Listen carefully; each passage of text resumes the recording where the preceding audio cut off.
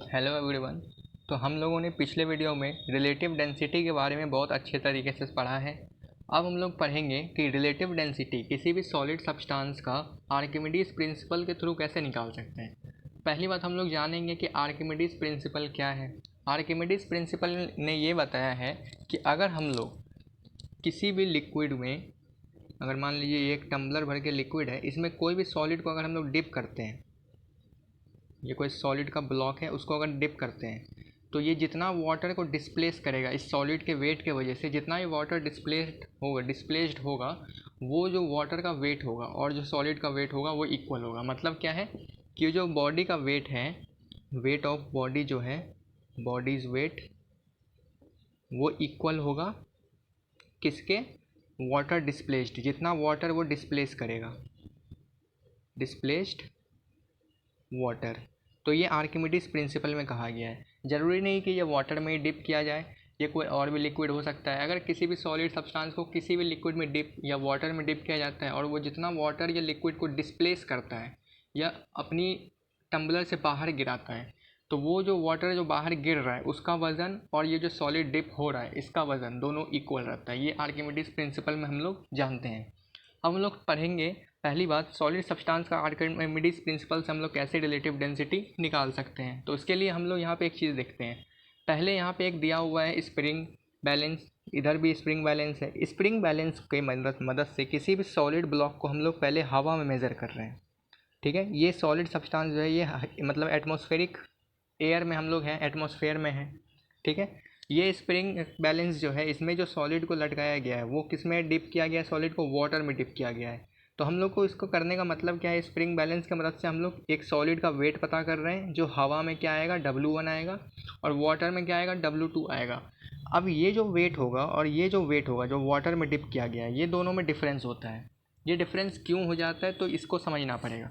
जो हवा में वेट होता है इसमें कोई भी किसी भी प्रकार का कोई दबाव नहीं लग रहा, ये सिर्फ एक ग्रेविटेशनल फोर्स लग रहा है जिसकी वजह से इसमें हम लोग को वेट पता चल रहा है। लेकिन ये जब कोई सॉलिड को हम लोग वाटर में डिप करके उसका वेट पता करने का कोशिश करते हैं तो वाटर का एक टेंडेंसी है कि वो अपनी तरफ से ऊपर की ओर फोर्स लगाता है, जिस फोर्स का नाम बायंट फोर्स भी है।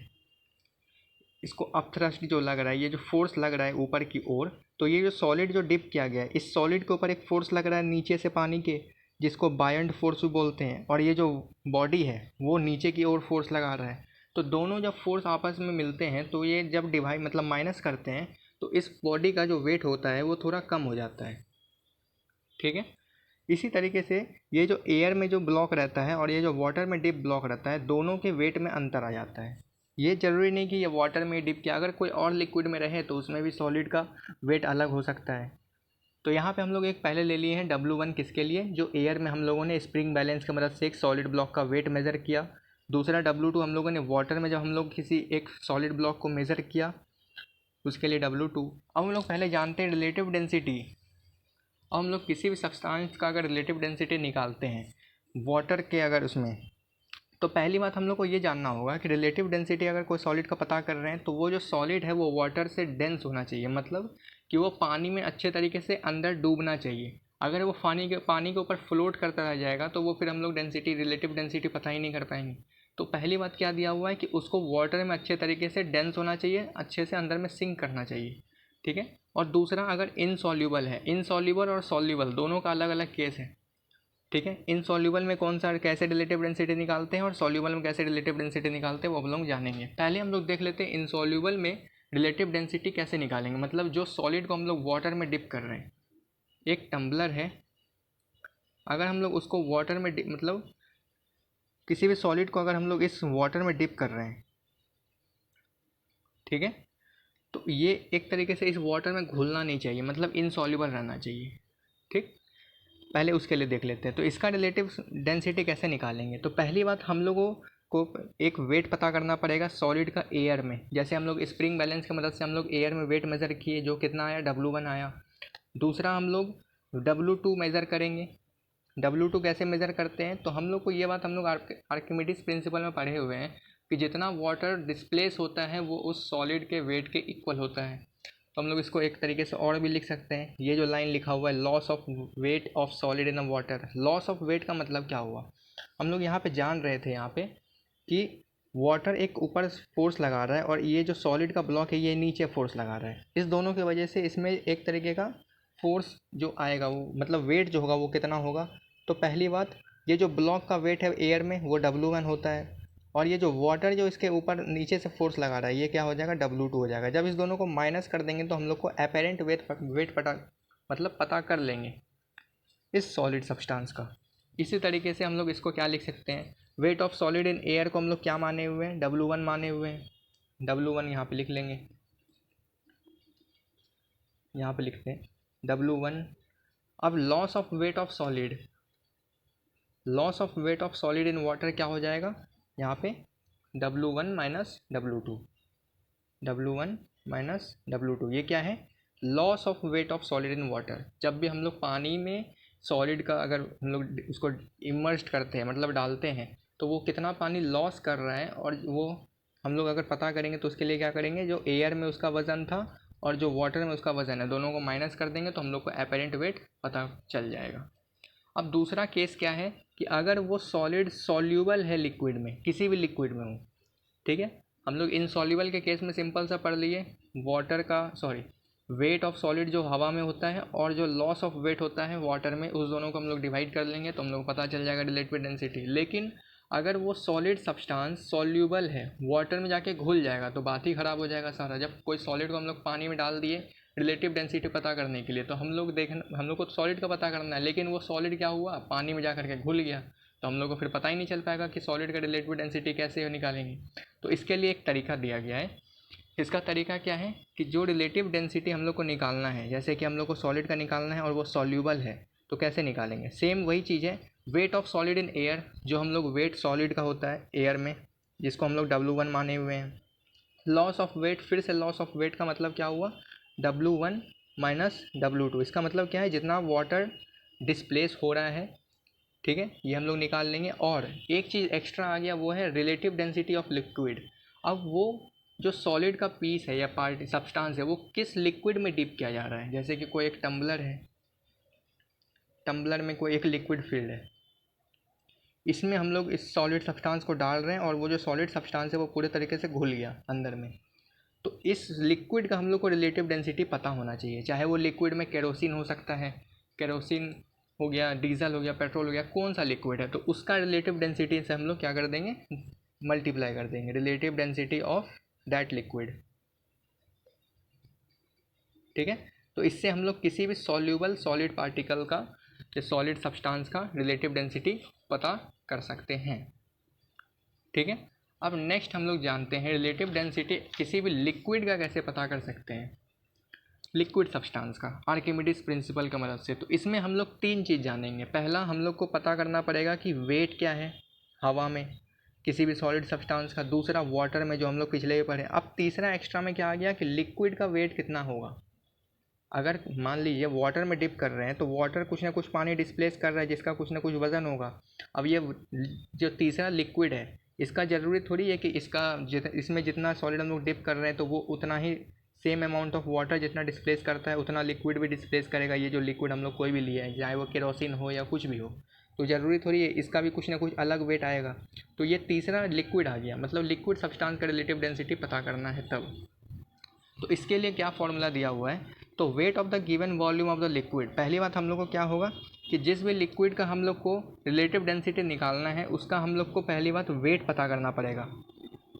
वेट हम लोग किसी भी लिक्विड का कैसे पता कर सकते हैं, उसका सेम वॉल्यूम का होना चाहिए। जैसे कि मान लीजिए कोई एक लिक्विड है, जैसे केरोसिन ले लिया, तो केरोसिन हम लोग के पास कितना है, 100 ml है, तो 100 ml ऑफ हम लोग को वाटर भी लेना पड़ेगा, सेम वॉल्यूम होना चाहिए, ठीक है। 100 ml ऑफ वाटर और 100 ml ऑफ केरोसिन जो है, दोनों को हम लोग जब वेट मेज़र कर लेंगे और जब आपस में डिवाइड कर देंगे, मतलब ऊपर में जिसका हम लोग को जिस भी लिक्विड सब्सटेंस का वेट निकालना है उसको, और जो वाटर का वेट है, उस दोनों को डिवाइड कर देंगे तो हम लोग को रिलेटिव डेंसिटी पता चल जाएगा किसका, लिक्विड सब्सटेंस का, ठीक है। अब हम लोग आगे जानते हैं कि हम लोग को पता है कि आर्किमिडीज प्रिंसिपल में क्या बताता है कि if solid is immersed in a liquid or water it displaces the liquid or water equals to its own volume. इसमें क्या बता रहा है कि जो भी सॉलिड लिक्विड में या वाटर में इमर्ज्ड किया जाता है वो लिक्विड और वाटर जो है अपने इक्वल वेट के हिसाब से अपने मतलब वॉल्यूम को डिस्प्लेस करता है, मतलब कि जितना भी वॉल्यूम है, जैसे वाटर 200 ml है, उसमें अगर हम लोग कोई भी वज़न का कुछ डालते हैं, सॉलिड पार्टिकल डालते हैं या कुछ डालते हैं, तो वो जितना पानी डिस्प्लेस करेगा उसका जो वेट होगा वो इक्वल रहेगा। ठीक है, इसी के हिसाब से अब हम लोग रिलेटिव डेंसिटी कैसे पता कर सकते हैं, तो इसके एक और तरीके से लिखा हुआ है कि weight of a liquid displaced by a body. तो weight of a liquid displaced by a body कैसे निकाल सकते हैं, तो पहली बात, जो भी वेट होगा हवा में और जो भी वेट होगा वाटर में, उसको जब माइनस कर देंगे तो हम लोग को वेट पता चल जाएगा बॉडी का। बॉडी मतलब को एक सॉलिड सब्सटेंस की बात की जा रही है। अब weight of water displaced by the same body. अब वेट ऑफ वाटर, जो भी जितना भी पानी का वज़न होगा, जितना भी पानी का वज़न जो एक तरीके से किसी भी टम्बलर में जो पानी भरा हुआ था, इसमें जैसे ही हम लोग सॉलिड पार्टिकल को डिप करते हैं तो ये जितना पानी को बाहर की ओर फेंकता है या डिस्प्लेस करता है, तो वो उसका जितना वेट होगा, इस पानी पार्टिकल का जितना ये वेट होगा, उस वेट को यहाँ पे माइनस कर देंगे किसके वेट से, लिक्विड के वेट से। मतलब जो थर्ड लिक्विड का हम लोग बात कर रहे थे W3 से, उसके वेट से हम लोग जब माइनस कर देंगे, इस चीज़ को हम लोग तीसरे तरीके से भी लिख सकते हैं। तो पहली बात क्या होगा, जो वेट होगा बॉडी का एयर में, weight of body in air, minus कर देंगे वेट ऑफ बॉडी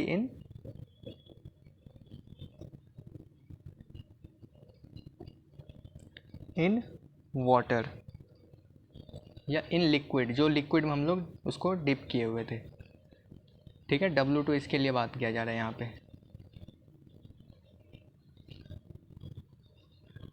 अब weight of body in air, फिर से यही सेम वाला, in air minus weight of body in water, weight of body in water. जब इस दोनों को माइनस करेंगे तो हम लोग को पता चल जाएगा, सेम यही चीज़ यहाँ पे लिखा हुआ है, weight of the liquid displaced by body, जितना पानी डिस्प्लेस करेगा। डिस्प्लेस हम लोग कैसे निकाल सकते हैं, डिस्प्लेस का मतलब वही लॉस ऑफ वाटर कितना हो रहा है, किसी भी बॉडी के वजह से जितना पानी लॉस हो रहा है या बाहर की ओर गिर रहा है, या जो भी बोलते हैं, डिस्प्लेस करना ही बोल रहे हैं वैसे। तो हम लोग कैसे निकाल रहे थे, वेट ऑफ बॉडी जो हवा में था उसको weight of body in liquid से माइनस कर देंगे तो हम लोग को पता चल जाएगा वही W1 माइनस W2। अब दूसरा हम लोग जिससे डिवाइड करते थे तो हम लोग किससे डिवाइड कर रहे हैं, तो weight of body in air फिर से minus weight of body in water, जो वाटर में था। ठीक है, अब इसी तरीके से हम लोग किसी भी सॉलिड सब्सटेंस का रिलेटिव डेंसिटी पता कर सकते हैं। इस तरफ दो केस दिया हुआ था, इनसॉल्युबल के लिए अलग होता है, सॉल्युबल के लिए सिर्फ एक्स्ट्रा एक जुड़ जाता है कि relative density of that liquid, किस लिक्विड में वो सॉलिड डिसॉल्व हो रहा है। सेम किसी भी लिक्विड सब्सटेंस का अगर हम लोग आर्किमिडीज प्रिंसिपल से हम लोग रिलेटिव डेंसिटी निकालेंगे तो उसके लिए भी सेम यही चीज़ दिया हुआ है। पहली बात, हम लोग को वेट पता होना चाहिए लिक्विड का और वाटर का, सेम वॉल्यूम के इसमें रेस्पेक्ट में। फिर हम लोग आर्किमिडीज प्रिंसिपल कैसे निकालेंगे, आर्किमिडीज प्रिंसिपल की मदद से कैसे निकालेंगे रिलेटिव डेंसिटी, तो उसका वेट ऑफ जो बॉडी होगा एयर में और वेट ऑफ बॉडी जो होगा लिक्विड में, दोनों को माइनस कर देंगे। डिस्प्लेस्ड वाटर हम लोग को पता चल जाएगा, डिस्प्लेस्ड लिक्विड मतलब हम लोग को पता चल जाएगा, उसको डिवाइड कर देंगे किससे, डिस्प्लेस्ड वाटर से। बस इतना सा चीज़ करना है, हम लोग को रिलेटिव डेंसिटी पता चल जाएगा किसी भी लिक्विड सब्सटेंस का। अब नेक्स्ट वीडियो में हम लोग देखेंगे लॉज ऑफ फ्लोटेशन के बारे में, जिसमें हम लोग पढ़ेंगे कि अगर किसी भी बॉडी को अगर लिक्विड में मतलब डिप करते हैं तो वो कितना फ्लोट करेगा, कितना क्या है नहीं है, वो सब हम लोग नेक्स्ट वीडियो में देखते हैं। तब तक के लिए थैंक्स फॉर वॉचिंग।